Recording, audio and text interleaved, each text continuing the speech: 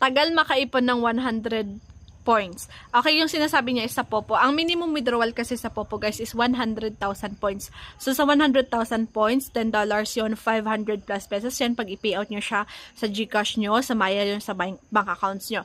So, loves, medyo matagal siya kapag solo live, party live, GYC lang yung ginagawa nyo.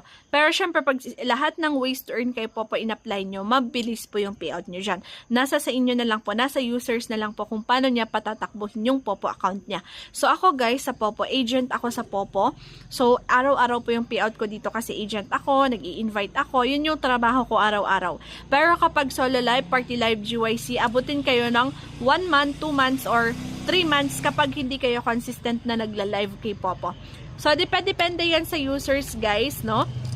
Kailangan sipagan lang po. I-apply nyo lahat ng ways to earn kay Popo para makapag-payout kayo ng mas mabilis. So, mag-solo live kayo, mag-party live